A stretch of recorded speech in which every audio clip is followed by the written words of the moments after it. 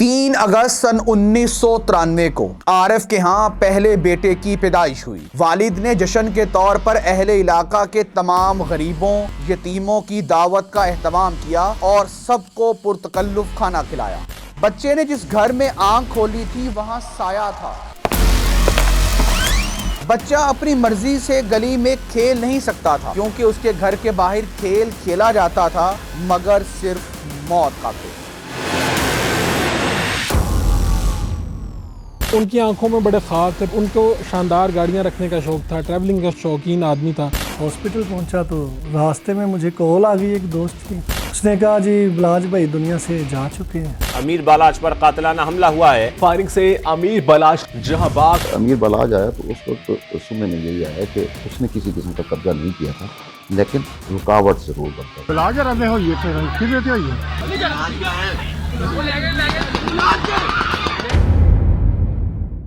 मैं गुजारिश करूंगा कि ये 90 की दहाई का दौर है। उससे पहले पाकिस्तान बनने से पहले बिला ट्रकों का जो बाप था और दादा था, ये सब गुड ट्रांसपोर्ट का काम करते थे जब बरसगीर था पाकिस्तान बना देंगे। तो वही कारोबार लेके ये पाकिस्तान बैठे और पाकिस्तान से फिर उन्होंने वही कारोबार रन किया। तो 1994 में इनका तूती बोल रहा था। अब जब आपके पास पैसा आ जाता है तो फिर आप चाहते हैं कि मेरा डेरेदारी है, तो डेरेदारी के साथ फिर बदमाशी का कल्चर भी परवान चढ़ता है। जो बिला ट्रकों वाला था उसने इस पुलिस अफसरान के साथ ताल्लुकात में अपने पैसे के बलबूते पर और बदमाशी के अंदर कदम रखना शुरू कर दिया। अब जो शूटर या कह सकते हैं लोफर और लेफंगे किस्म के लोग थे वो वहाँ पे आके बैठना शुरू हो गए। तो इसके दादा को शौक था पहलवानी का, जो वो शौक भी ट्रांसफ़र हो गया बिला ट्रकों वाले को। तो इसने अपने अंदर, इसके रिश्तेदार थे भाई पहलवान वगैरह, तो उन्होंने अखाड़े बनवाए हुए, तो वहाँ पर ये कुश्तियाँ वगैरह कराते थे। तो इनका एक मुलाजिम था बूढ़ा, उसके 2 बेटे थे शफीक और हनीफ, तो वो आके कुश्तियाँ करते थे वहाँ पे, और वो भी उनको ऐसे कंसिडर करता था जैसे मुलाजिम हो, और बाद में उनको फिर गनमैन भी बना दिया। उसके साथ ही जो तीफी भट्ट वगैरह थे ये और फैमिली थी। अब भट्ट ये समझते थे कि अंदरून का इलाका हमारा है, ये खुद नीला गुंबद में इसकी टायरों की दुकान थी। तो इन्होंने देखा कि शालमी जो है वो एशिया की सबसे बड़ी मार्केट बनती जा रही है, पूरे पाकिस्तान का होलसेल का काम जो है वो यहाँ से होता है, तो इस प्रॉपर्टी की अहमियत क्या है, वैल्यू क्या है। तो इन्होंने कब्जे करने शुरू कर दिए। तो बिल्ला जो था वो पैसे के बलबूते और अपने असर की बुनियाद पर उसने कहा कि जी ये काम मैं नहीं, जहाँ ये जाते वो रोक देता, जहाँ वो जाते ये रोक देता। अब उसमें होता ये है कि जो हनीफा बाबा और शफीक हैं ये एक किस्म के गनमैन बन जाते हैं उसके बिला ट्रकों वाले। 1997 में बिल्ला का जो बेटा था टीपू, वो एक लड़की को ज़बरदस्ती उठा के लाता है और उस पर रेप करता है। वो लड़की का जो भाई था वो और शफीक जो इनका गनमैन था वो आपस में बेस्ट फ्रेंड थे। वहाँ से एक मुखालफत शुरू होती है। उस मुखालफत में एक DSP होते थे उस वक्त पुलिस में, वो अक्सर उनका उस डेरे पे आना जाना था। तो बिला ट्रकों वाला ने कहा कि इनके ज़रा दिमाग ख़राब हुआ है, इन दोनों भाइयों को अंदर कर। वो अंदर चले जाते हैं। इस दौरान उनका बाप मर जाता है, शफीक और हनीफ का, जो मुलाजिम रहा था। वो ये कहते हैं शफीक और हनीफ जेल में बैठे हुए कि हमारे बाप को बिला ट्रकों वाले ने मरवाया। वहाँ से तीफी उनके साथ रवाबत बढ़ाना शुरू करता है, कोशिश करता है कि वो रिहा हो जाए। उसकी कोशिशों से ये दोनों रिहा हो जाते हैं।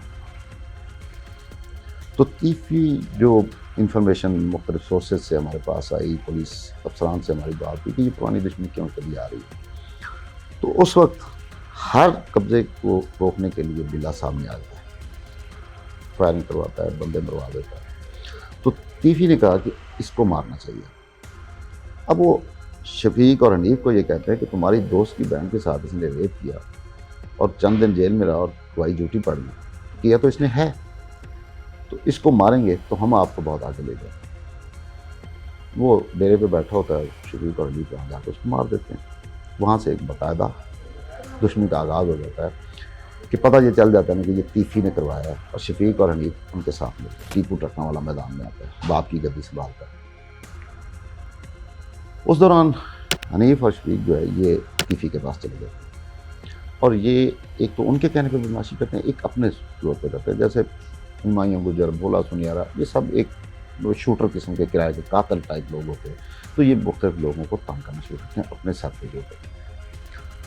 तो टीपू पुलिस अफसरान के साथ, जिसके पास पैसा है वो पुलिस अफसरान जो हमारी पुलिस करता है, तो वो ताल्लुकात तो बन जाते हैं। तो इधर इनका क्रिमिनल रिकॉर्ड बनता जा रहा है, उधर टीपू के असर रसूख करता जा रहा है।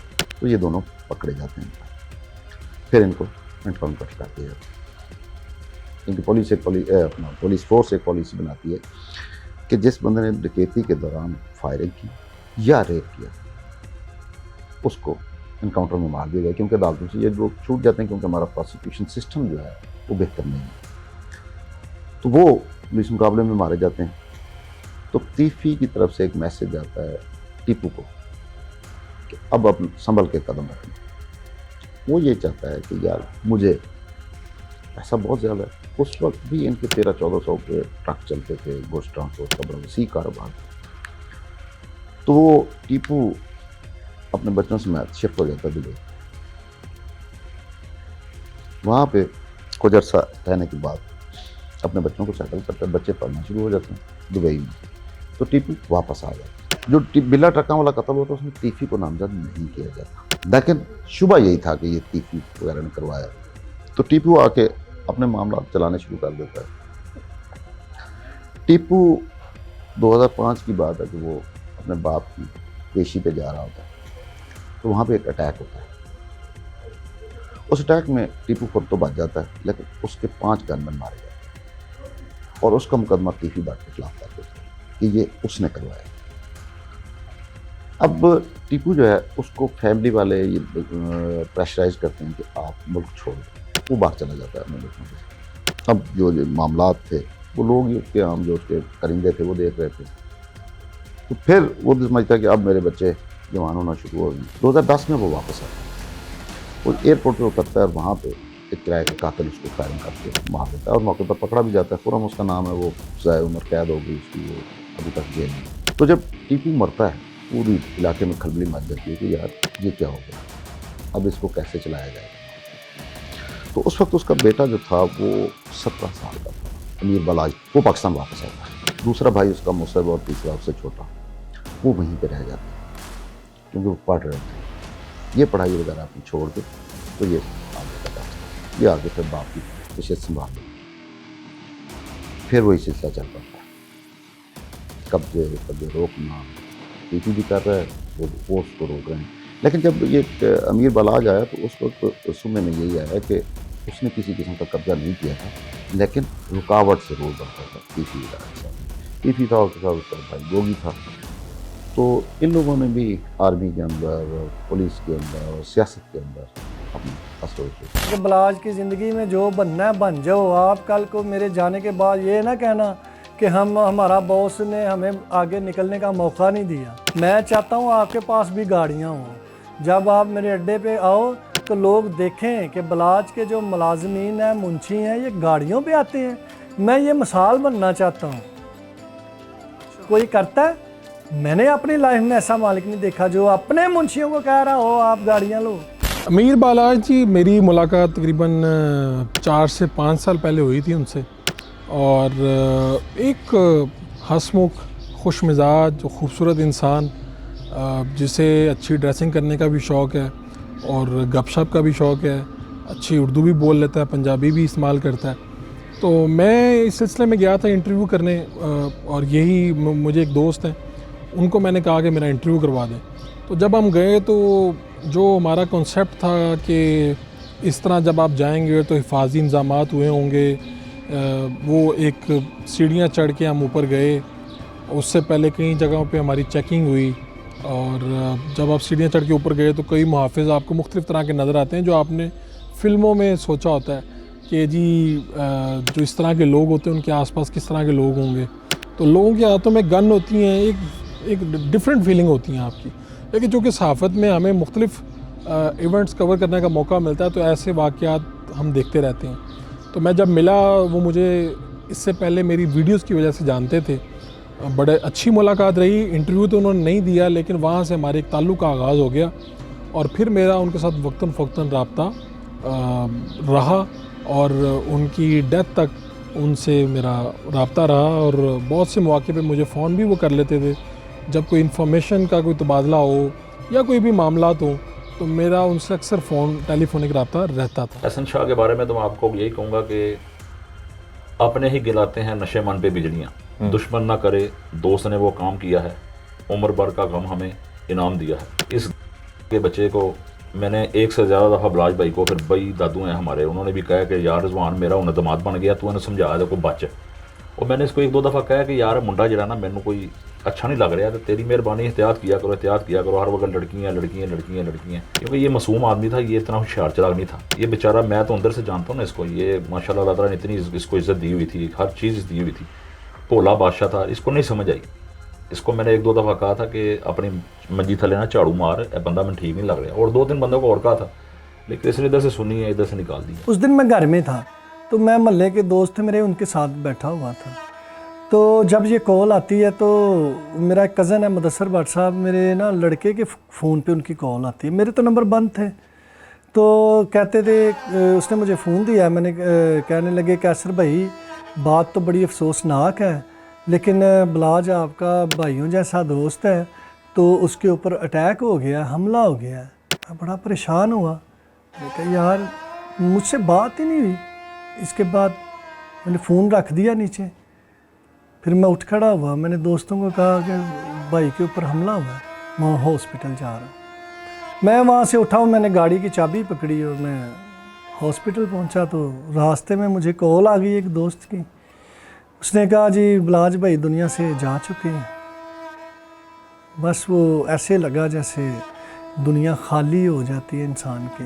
बिजनेसमैन के तौर पर मनवाया उन्होंने अपने आप को, और माशाल्लाह ये देखें, ये आपको दिखाएंगे, ये पूरा नया डेरा तैयार किया उन्होंने। फिर टीपू पुहान के टाइम के ऊपर तो ये सिर्फ अड्डा ही था, यहाँ पे सारे स्टोर बने हुए थे, और एक पुराना दफ्तर था, वो इसी अड्डे के अंदर ही बना हुआ है। एक छोटी सी बिल्डिंग, 2-3 मरले की बिल्डिंग थी, लेकिन माशाल्लाह से बलाज भाई ने इतना बड़ा ये डेरा बनाया। इन्हें शौक़ था कि शहर के अंदर लोग मेरे पास आएँ, सियासत हम करेंगे, लोगों की खिदमत करेंगे, और उसके लिए यहाँ पे बैठें, देखें अपने बाप का नाम ये बच्चे कैसे रोशन कर रहे हैं। और शुक्र अल्हम्दुलिल्लाह उन्होंने DHA में घर भी बनाया, एक फार्म हाउस बनाया, माशाल्लाह से 4-5 गाड़ियाँ नहीं की। ये जो टीपू पुहान का जो विरासत जो छोड़ के गए थे, ये उसके बाद की चीज़ें उन्होंने बनाई हैं, वो अभी तक स्टिल वहीं की वहीं हैं। इस एज में आप बताएं कि इस उम्र के हिस्से में जब इनके वालिद साहब इन्हें दुनिया में अकेला छोड़कर चले गए, उसके बाद लोगों की औलादें जो हैं ये बेच खाते हैं, कुछ नहीं बचता, वो हर चीज़ महफूज वहीं की वहीं है। ये उसके बाद इसने खुद से जो बिज़नेस स्टार्ट किए और पूरे पाकिस्तान में अपनी जो ट्रांसपोर्ट का बिज़नेस है इसके ऊपर कंट्रोल किया और एक कामयाब बिजनेसमैन होने का सबूत दिया। बड़ी खुशगवार मुलाकातें उनसे रहीं।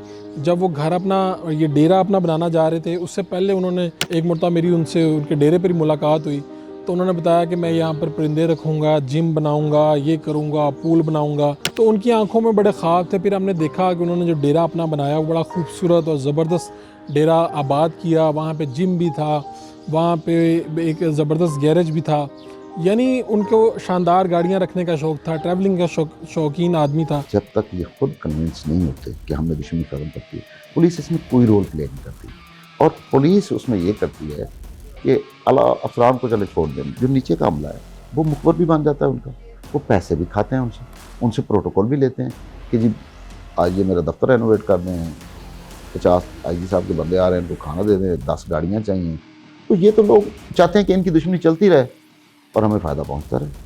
तो अगर ये सिंसियर हों तो देखिए, हम कोई मतलब जंगल में नहीं जा रहे यार, एक माशरा है, कानून है, और रियासत से बड़ी पावर कोई नहीं। पुलिस अगर चाहे तो मैं कहता हूँ हफ्तों, महीनों क्या दिनों में ये मामला हल हो सकता है, लेकिन पुलिस खुद नहीं चाहती। आम तौर पे पंजाब हो या पाकिस्तान, यहाँ पर सुलह का मतलब ये है कि सुलह करने के बाद अपने दुश्मन को कमज़ोर करके, और जब वो बेपरवाह और लापरवाह हो चुका है तब उसे मार दिया जाता है। तो यहाँ पर तो ये है कि उस सुलह में कोई इदारा इन्वॉल्व हो तो शायद उस सुलह को कंसीडर किया जाए कि वो सुलह ठीक है। अदरवाइज़ पाकिस्तान में, पंजाब में सुलह कत्ल वगैरह के बाद थोड़ी नामुमकिन सी लगती है। सुलह हुई कैसर भट्ट, सोहेल शौकत भट्ट और अमीर बालाज टीपू और इन 4 घरानों के दरमियान में वो सुलह बरकरार रही, बल्कि उसके बाद इसमें बड़ी गर्मजोशी नज़र आई। अगर आप देखें तो आपको कैसर भट्ट, इसरार भट्ट इनके अभी आपको इर्द गिर्द नज़र आएंगे। सोहेल शौकत भट्ट का बड़ा अच्छा ताल्लुक़ हो गया। यानी ये दुश्मनी के बाद जो सुलह हुई उसके बाद एक दोस्ती का एक डिफरेंट फेज़ था।